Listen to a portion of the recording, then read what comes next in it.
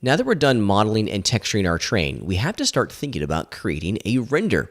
The render stage in our 3D art pipeline is physically the place when the computer draws the final picture. And I want to talk about the role of the camera inside of this stage of our 3D art pipeline.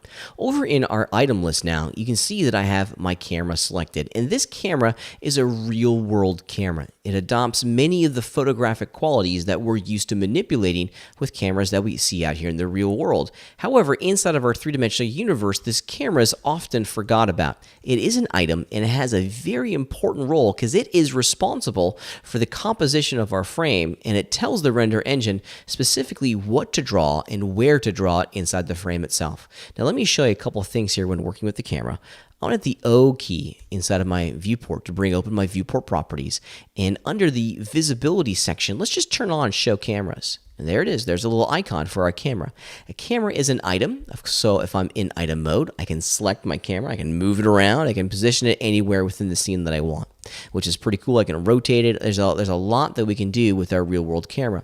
However, it is at times pretty beneficial to be able to physically see what our render camera is going to see without having to go over into our render environment, because the moment we click on this little render button over here, or this render tab, it starts to take over our system performance a little bit. So let me show you how to preview your render without actually having to go into our render environment itself, and it's pretty neat. We can change our OpenGL viewport here to look through our camera and show us precisely what the render environment is going to draw. Let's go up and change our view here under this pull-down menu right here. Check it out. Here's camera, and that little guy right there is this little guy inside of our list. And let's just proof of concept here. Let's change the name of the camera.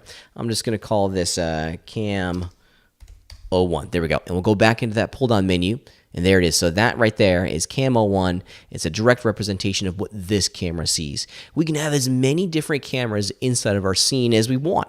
I've often worked with scenes that have 8 or 9 different cameras in them, and we'll have a list of all of the available cameras here inside of this part of our interface. So let's just look through camera 1. So now we're physically seeing what the camera is taking a picture of. And in this view, we can use our standard viewport navigation commands to orbit, pan, and zoom our camera around our scene. So I'm going to hold down the Option key, and you can see that I'm orbiting my camera. There we go. I'll do a little pan action here, and I'll zoom in, zoom out to get the correct composition that I'm after. Now that I've moved my camera where I want it to go, you can more clearly see some of the benefits of working inside this environment. Of course, we get this little dark grayed area here and down here at the bottom, and the camera is only going to take a picture of what's inside of this portion of the frame itself. So these dark grayed areas aren't going to be rendered. Keep that in mind when you're composing your final shot. Now, the camera window is a great environment for us to quickly see the contents of what the camera is going to take a picture of.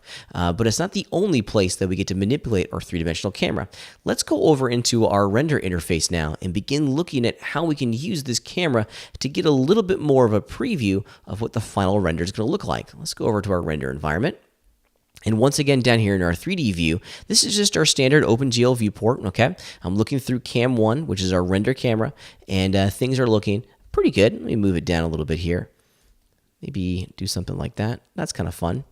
And again, this is the great benefit of being able to look through our camera in an OpenGL viewport. The performance is quite fast. Well, I'm pretty happy with the composition of our camera, and the picture that I'm going to take is really representative of what my imagination wants to create. So now, I'm going to hit the gigantic play button in what's called the preview window.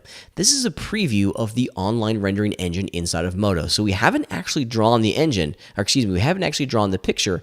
We're getting a preview, a thumbnail, if you will, of what the rendering engine is going to look like. Let's just go ahead and hit the play button, and there it is. So this is what the rendering engine is going to create. However, this preview window is a live environment. Let me show you what I'm talking about. Much like we were able to go down in here and move, rotate, and scale. Check it out. See how I'm orbiting around and preview is updating on the fly? That's awesome.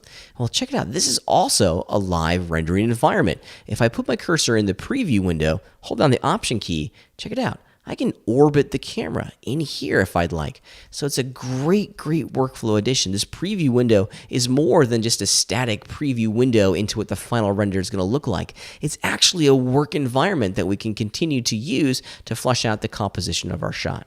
The preview window is fantastic. I really like the preview window. It's one of the reasons to work inside of the Moto ecosystem, because believe it or not, getting a almost near-time, real-time update of what the online render engine is going to produce is amazing.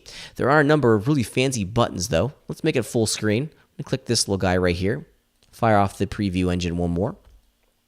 Here, let's make it a little bit bigger so you guys can see what's going on. There we go. Awesome. There are some options in here that you'll want to take a look at as you go through working with the preview window. Specifically, you want to make sure that you're checking this effect button. This effect button is going to allow you to preview very specific parts of your shader tree. Now, I know we haven't spent a whole lot of time talking about the shader tree yet, so some of this we'll come back to in detail a little bit later. But check it out. I can actually preview just what the transparency channel is going to look like, or I can see just the final color output if I'd like, or if I click on shading, I can see a combination of every single element that's being used inside of our shader tree. It's pretty neat. In addition, we have some options here. I'll let you guys explore these on your own. They're kind of self-explanatory, but just make sure that if you unclick something, click it back on. These are the defaults, and they're pretty good defaults, and you'll get a very strong response inside the preview window. Now, you can also pause your preview like this. So if you're working with an extraordinarily dense scene, or if you're working on a slower machine, being able to pause the preview, that will stop the render. It won't update, is kind of good. If you want to fire off the render again, just hit rendering, and it will go back to updating your scene. Now let me show you what the updates look like, because that's kind of cool. I mentioned that this is a live preview of what the online rendering engine is going to produce. So if I go down here into my shader tree, here's a material group, and if I expand the disclosure arrow, this is physically the material that's responsible for shading the 6 polygons on the top of my coal car, and check it out. Can go in here, change the color, and boom, the preview window is going to update in front of us, so we can see precisely what the effects of that edit is going to look like inside of the actual render itself, which is very cool. Now, I don't like pink so much, so I want to hit undo, go back to blue, but it's a good example that this is a live environment. This is not a full-blown render window. It's a preview, but it's a powerful preview. Probably one of the best preview render engines that I've seen out there, and it's very cool. Now, when you're ready to commit, when you're ready to actually draw an image itself, of course, we're going to go to the top of our menu bar, and this is the render button right here. F9 is the keyboard shortcut.